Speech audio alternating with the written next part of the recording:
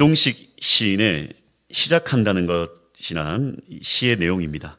시작한다는 것은 안 된다는 걸 믿는 것이 아니라 된다는 것을 믿는 것이다. 시작은 참으로 어렵습니다. 왜냐하면 수많은 저항들이 있기 때문입니다. 이스라엘이 새롭게 시작을 할 때에도 이가봇이라는 저항이 있었습니다. 사무엘상 4장 21절 이르기를 영광이 이스라엘에서 떠났다 하고 아이 이름을 이가봇이라 하였으니 하나님의 괴가 빼앗겼고 그의 시아버지와 남편이 죽었기 때문이며, 하나님의 영광이 떠났다라는 의미가 바로 이가봇입니다. 그것도 그럴 것이 블레셋과의 전투에서 이스라엘은 두 번이나 연달아 패하고 그로 인해 하나님의 언약궤는 블레셋에 빼앗겼고 제사장이었던 엘리의 두 아들 홈니와 비나스는 전쟁 중에 죽임을 당했으며 그 같은 날 이 소식을 들은 엘리 또한 의자에서 뒤로 넘어져 목이 부러져 죽었습니다. 설상가상으로 비나스의 아내는 해산할 때가 되었는데 그 소식을 듣고는 몸이 갑자기 아파오면서 몸을 구부려서 출산을 하고 아들에게 이름을 지어주고는 또 그 자리에서 죽음을 맞이합니다. 그 이름이 바로 이가봇입니다. 하나님의 영광이 떠났다라는 뜻의 이름인 것입니다. 하지만 이 모든 사건들은 과연 그저 이가봇의 비극일 뿐일 것인가?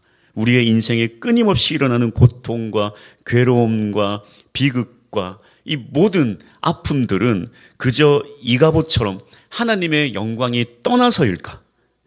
분명한 사실은 이 이가봇을 잘 지나면 반드시 하나님이 도우시는 이 에벤에셀을 경험할 수 있다라는 것입니다. 사무엘상 7장 12절 사무엘이 돌을 취하여 미스바와 센 사이에 세워 이르되 여호와께서 여기까지 우리를 도우셨다 하고 그 이름을 에벤에셀이라 하니라. 여호와께서 여기까지 우리를 도우셨다. 이것은 이스라엘 백성들이 이 이가봇을 지난 후에야 하나님의 도우심, 즉 이 에벤에셀을 경험한 것입니다. 다시 말해 이가봇에서 멈춘다면 에벤에셀을 경험할 수 없습니다. 엘리와 홈니와 비느하스와 그의 아내는 이가봇에서 멈춰버렸습니다. 그러나 사무엘은 에벤에셀의 하나님을 경험하였습니다.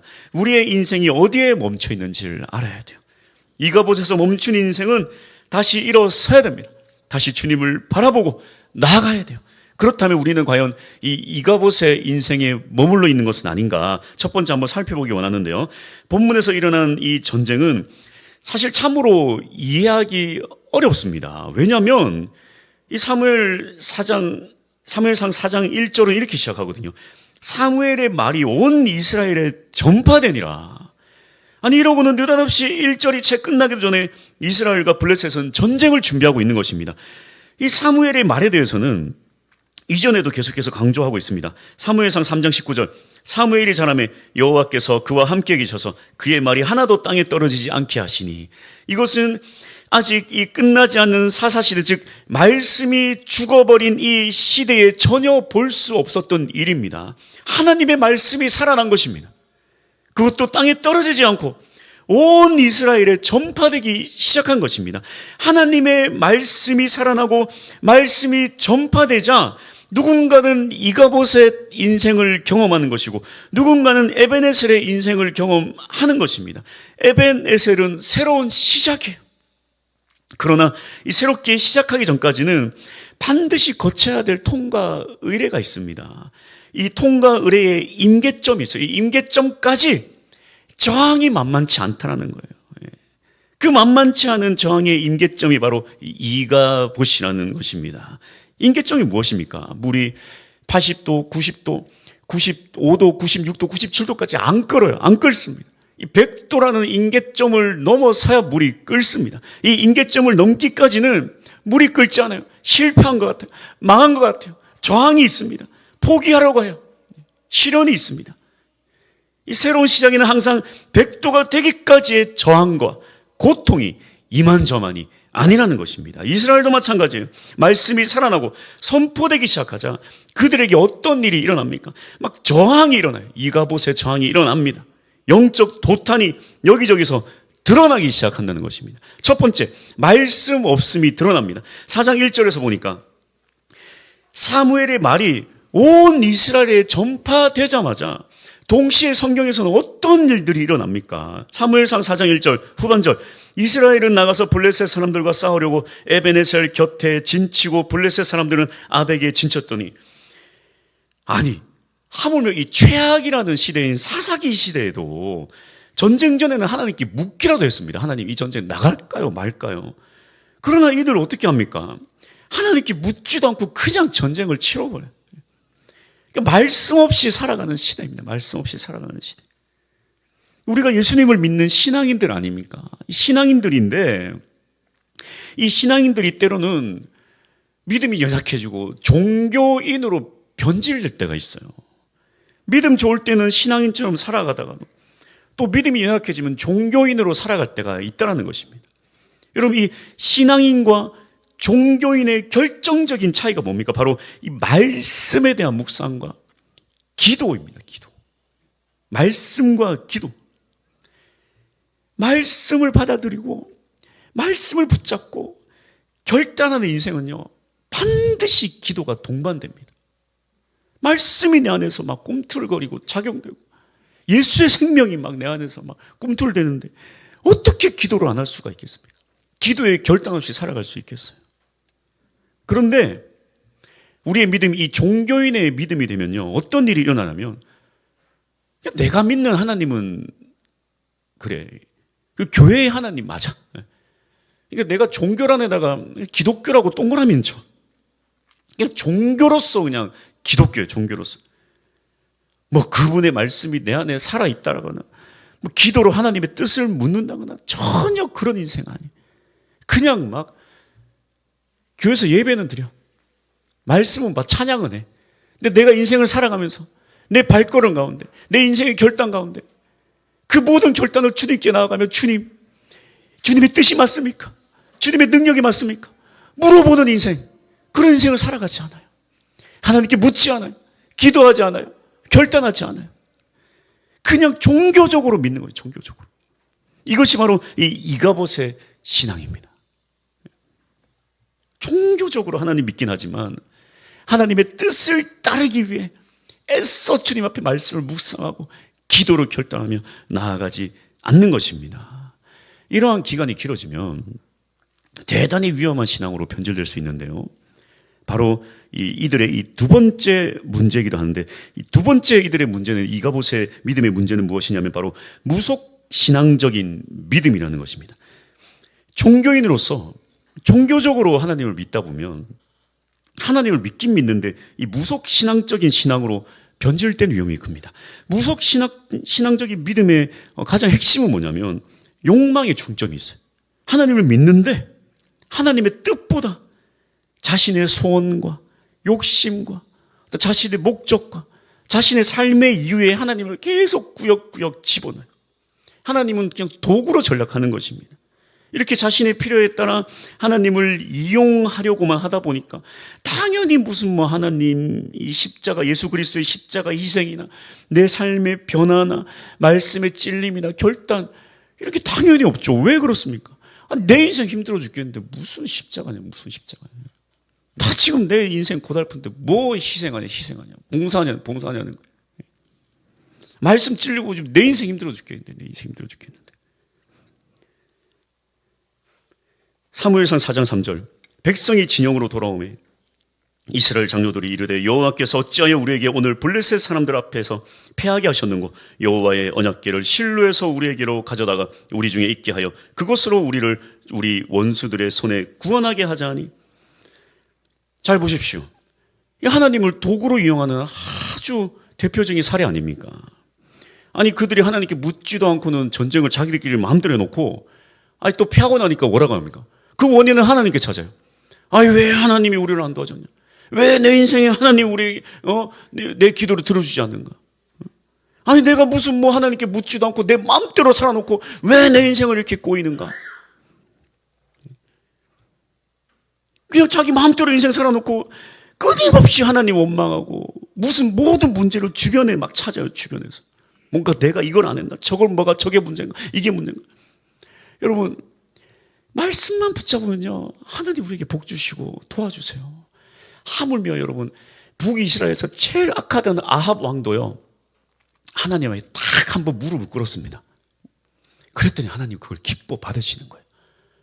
그렇게 평생을 악한 짓을 하던 아합도 하나님 용서해달라고 한 번 무릎 꿇었는데 그걸 기뻐하시는 거예요. 하나님 원하는 건 그겁니다. 근데 그거 안 하고 내가 정말 주님 앞에 자복하고 회개하고 나아가지 않고 계속 문제를 주변에 찾아요. 내가 성경책을 머리맡에 베고 앉아서 그런가? 그 성경책 머리맡에 베고 자고. 성경책 머리맡에 베고 잔다고 두통 없어지고 그런 거 아니에요. 그냥 딱딱한 비계로 바꾸세요. 그게 중요한 게 아니라니까. 내가 성경책 안 들고 다녀서 그런가? 성경책 들고 다니면 좋지만 그거 안 들고 왔다고 하나님이 야, 너 성경책 잊어버렸냐? 나도 잊어버릴 거다. 그렇게 안 하신다니까. 그런 분이 아니라니까. 무속신학적 믿음. 믿음도 없고 말씀도 없는데 언약궤 들고 나가는 거예요. 믿음도 없고 말씀도 없는데 믿음도 없고 말씀도 없는 인생의 언약궤는 그냥 괴짝이에요. 괴짝. 아무 소용이 없어요. 하나님 언제 전쟁 나갈 때 언약궤 들고 나가라 그랬습니까? 하나님 두 번 그냥 해서 두 번 요단강 건널 때랑 여리고성 돌 때 두 번 그 사용하라 그랬죠. 언제 전쟁 나갈 때 그렇게 하라 그랬어. 그거 대속죄일에 속죄 받을 때만 한 번 들어가서 피 뿌리라 그랬죠. 언제 그거 들고 전쟁 나가라 그랬어요. 자기들 마음대로 한 거 아닙니까? 자기들 마음대로. 이 언약궤 들고 다니면 승리하겠지, 성공하겠지. 내 마음에 변화 없는데 뭐라도 하면 되겠지. 손에 쥐는 신앙, 뭐라도 들고 다녀. 부적 들고 다니면 뭐가 좀 보호하심이 있을까? 그런 어떤 무속신학 아니에요, 무속신학. 말씀을 심장에 새기게만 하면 되는 거예요. 우리 손에 들고 있어 아무것도 필요 없습니다. 이가봇의 신앙, 이가봇의 신앙. 이러한 이가봇의 인생은 말씀이 없고 무속신앙적인 믿음이기 때문에 새로운 시작을 완강하게 거부해요. 완강하게 거부해요. 이러한 이가봇의 저항은 참으로 무서운데요. 그래서 이 이가봇의 저항의 임계점까지는요, 저항의 일들이 있습니다. 방해의 일들이 있어요. 뭔가 좀 새롭게 출발하러 가는데 방해해요, 방해. 어떻게 방해를 하는가? 첫 번째, 이 방해가 적이 더욱더 강해지는 그런 일들이 있어요. 오늘 이제 이스라엘 백성들이 첫 번째 패배로 3,000명이 죽으니까 두 번째는 이제 언약궤를 한번 들고 나가보자. 언약궤 들고 나가면 승리할 것이다. 세상에 언약궤를 들고 나갔는데 말도 안 되는 일이 일어납니다. 사무엘상 4장 8절에서 9절. 이 적인 블레셋이 어떻게 합니까? 우리에게 화로다. 누가 우리를 이 능한 신들의 손에서 건지리요. 그들은 광야에서 여러 가지 재앙으로 애굽인을 친 신들이니라. 너희 블레셋 사람들아, 강하게 되며 대장부가 되라. 너희가 히브리 사람의 종이 되기를 그들이 너희의 종되었던 같이 되지 말고 대장부같이 되어서 싸우자, 힘내자. 세상에 언약궤 들고 왔더니 대적들이 더 힘을 내기 시작해요. 더 강해져요, 더 강해져요. 말씀 앞에 놓이면 변화되기 전까지는요, 아주 강한 저항이 일어나요. 더 강해지고, 더 마음에 불편함이 있고, 아주 대적들이 힘을 잃고, 우리가 좀 말씀대로 살아볼까 하면 뭔가 고통과 고난이 있고, 괴로움이 있고, 오랜만에 새벽기도 하여튼 나왔다 들어가면 부부싸움하고 그런 일들이 일어난다니. 그런 일들이 일어나요. 내가 새벽기도 나가서 부부싸움 했나 계속 이상한 생각하게 되고, 오히려 막 세상이 더 강하게 막 짓눌러요. 이 공격에 우리는 쓰러지고 무너질 수 없습니다. 모든 새로운 시작에는요, 이런 저항들이 있어요. 더 강해진 저항들. 그 저항의 임계점을 넘을 때까지 우리는 주님 붙잡아야 됩니다. 할렐루야. 그 두 번째 어떤 일이 일어나는가? 리더십 교체에 어려움이 있어요. 리더십 교체.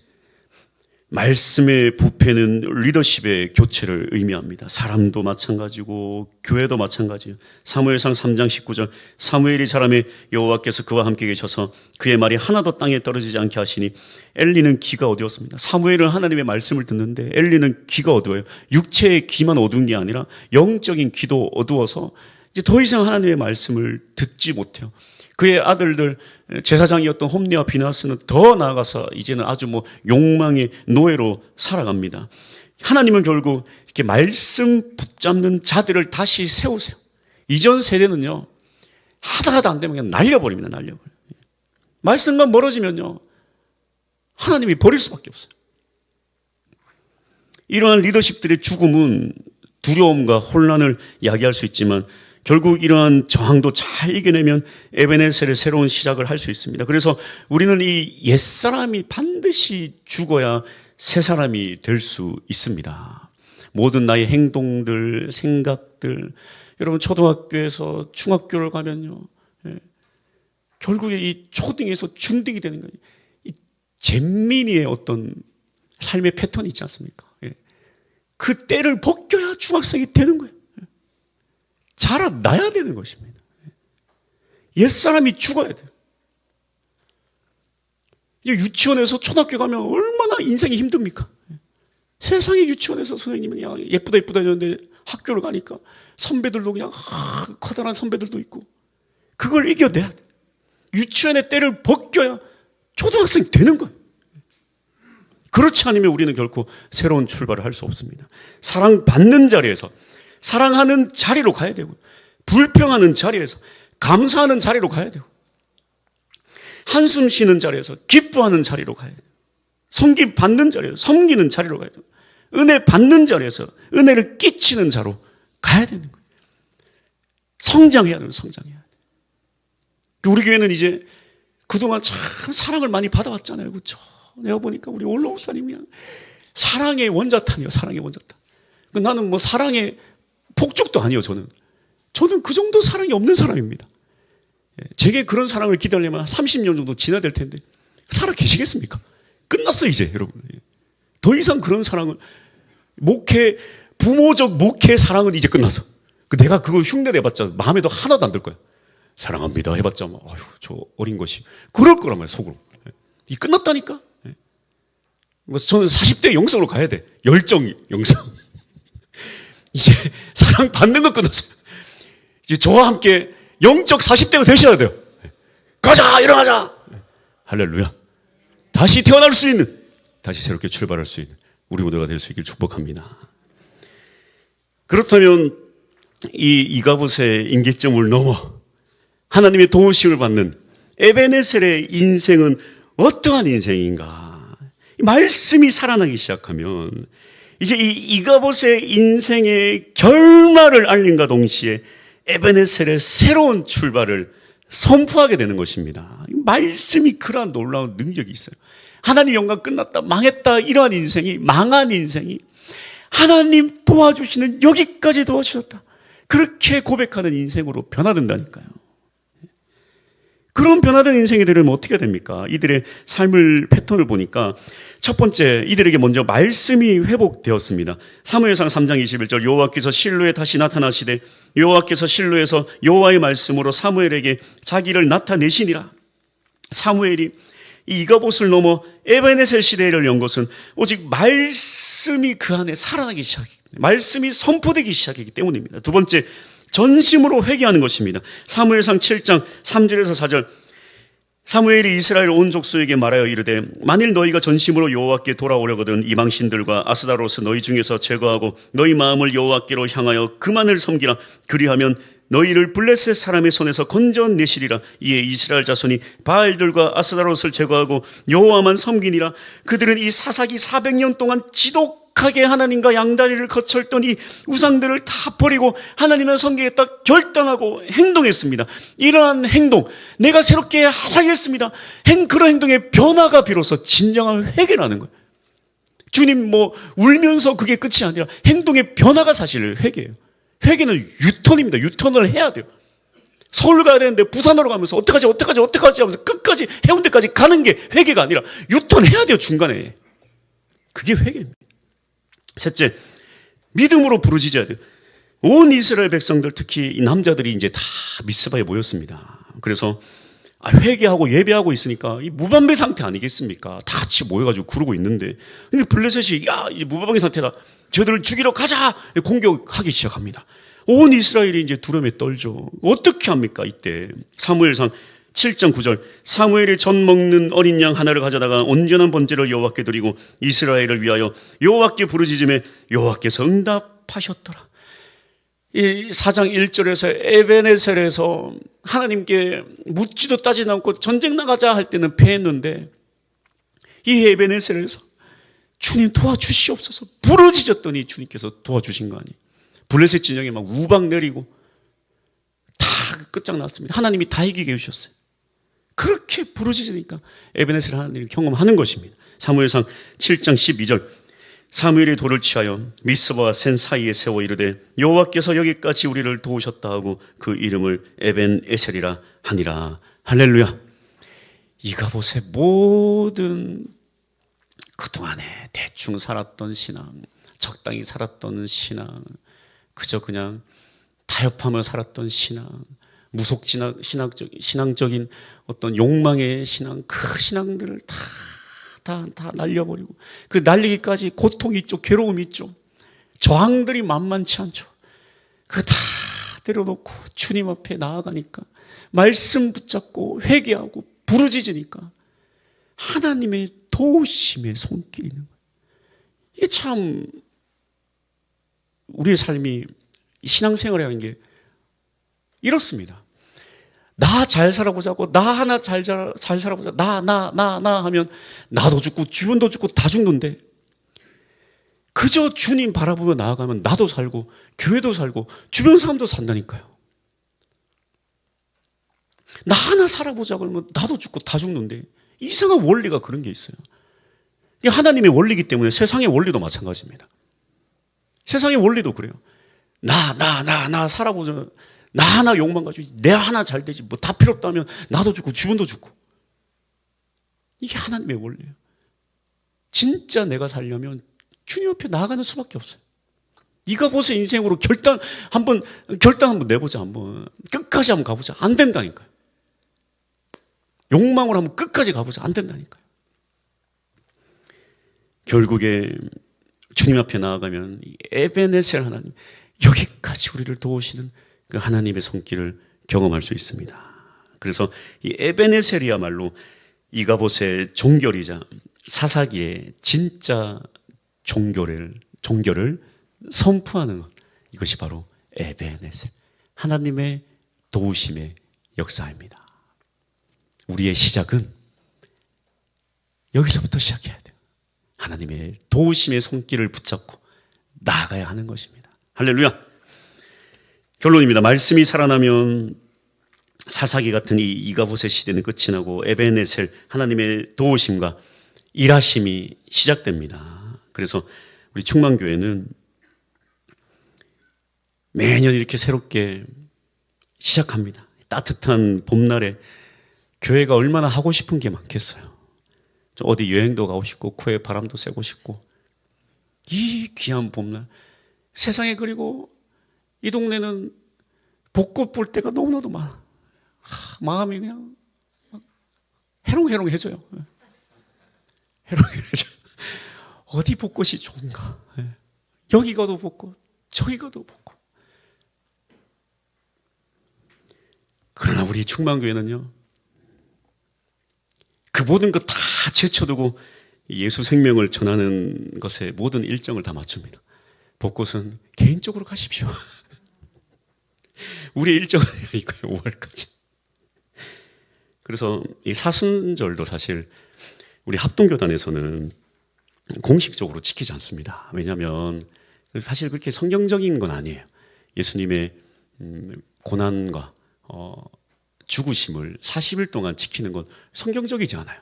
왜냐하면 지금 예수님이 살아나셨고 아주 강한 능력의 부활의 능력으로 지금 우리가 함께 하시는데, 40일을 하나님 그 고난을 괴로움으로 묵상하라고 성경 어디에도 적힌 적이 없어요. 부활하신 주님이 예수 생명을 전하라, 너희와 영원히 함께 하겠다, 그 약속은 하셨지만 나 죽어서 힘들었다, 40일 동안 좀 지켜야 되겠지, 그렇게 말씀하신 적이 없어요. 그래서 진정한 사순절은, 진정한 예수 십자가는요, 예수 복음을 전해야지 그게 진짜 십자가의 그 기억을, 그 능력을 우리가 전파하는 거예요. 살아가는 거예요. 십자가의 삶을 사는 것입니다. 그래서 우리 교회는 사순절도 안 지켜요. 고난 주간은 지킵니다만 일주일, 사순절 지키지 않습니다. 진짜 사순절을 지키고 싶다면 이 행복한 사람들의 축제에 힘을 써 주십시오. 이게 중요해요. 우리는 예수 복음을 전해야 됩니다. 그래서 2025년 행복한 사람들의 축제 와와에 내 삶에 먼저 와가 일어나고 주변에 또 와를 할 수 있는 우리 모두가 될 수 있길 축복합니다. 오늘 오후에 진군식이 있는데 도대체 이게 뭔가? 영적으로 무장한 주의 군사로 새롭게 태어나는 것이죠. 새롭게 시작하는 것입니다. 그리스도의 정체성은요, 그저 나 하나 잘 믿고 잘 사는 게 정체성이 아니죠. 그리스도인의 정체성은 하나님의 거룩함을 드러내는 것입니다. 예수를 모르는 정말 불신자들을 붙잡고 진짜 이가복 같은 그런 죄의 인생, 사탄의 올무에서 벗어나 하나님을 예배하는 자로 세우기에 우리가 힘써 복음을 전해야 될 책임이 우리에게 있어요. 1년 365일 내 평생을 그렇게 살아야 되겠지만 그게 잘 안 됩니다. 내 인생 살기 바쁠 때가 있어요. 그러나 1년에 한 번이라도 제대로 한번 복음 한번 전해보자는 거예요. 평생을 못하겠지만 1년 365일은 못하겠지만 한 번은 해보자는 거예요. 한 번은. 지금 나라 걱정하는 사람들이 하나같이 외치는 게 뭡니까? 대한민국을 구해야 된다. 인생을 걸고 막 그래요. 다 좋아요. 좋은데 여러분 진짜 교회가 외쳐야 될 건요, 예수 생명입니다. 영혼 구하는 게 우리가 해야 될 진짜 사명이에요. 교회가 이것을 잊으면 온 세상을 다 구해도 실패한 교회예요. 우리는 예수 생명을 외쳐야 됩니다. 예수 생명에 대한 열정이 사라지니까 다른 걸 계속 다른 거에 열정을 쏟아내는 거예요. 정체성상이에요. 정체성. 디모데후서 2장 3절 너는 그리스도 예수의 좋은 병사로 나와 함께 고난을 받으라. 군인의 정체성 무엇입니까? 딱 입대를 하면요, 막 부모님 다 가서 울고 막 애인 와가지고 오빠 막 그러고 막 그래 그러고 다 서가지고 막 열심히 할게 막 오합지죠. 자 부모님께 충성 경례 충성 막 이러고 있어 막 그래서 하면서 이제 걸어가. 그 막 저기 조교들도 자 걸어갑시다 왼발 하다가 다 그 건물이 있습니다. 그 논사는요, 부모님이 안 보이는 다 그 모퉁이로 다 꺾는 순간 야이 새끼들아 우와 그때 바로 이러는 이러다가 우와 이러는 충성 야 손바닥 보이지 마 손등 보이지 마 손바닥 보이지 마 손등 보이지 마 이거 한번 경험해 보셔야 되는데 자 갑시다 왼발 다 꺾는 순간 야이 멍멍이 자식들아 군인이에요. 군인 정체성을 그때부터 찾는 거예요. 정체성을 그때부터 내가 군인이구나. 이제 엄마 안녕. 진군식은 이런 날입니다. 다시 정체성을 회복하고 새롭게 마음을 잡는 날이에요. 물론 힘들죠. 여러분 입대하기 싫죠. 영적 입대하셔야 돼요. 영적 진군식 하셔야 돼요. 또한 군인은 고난을 받는 자들입니다. 십자가의 증거는 고난이 동반돼.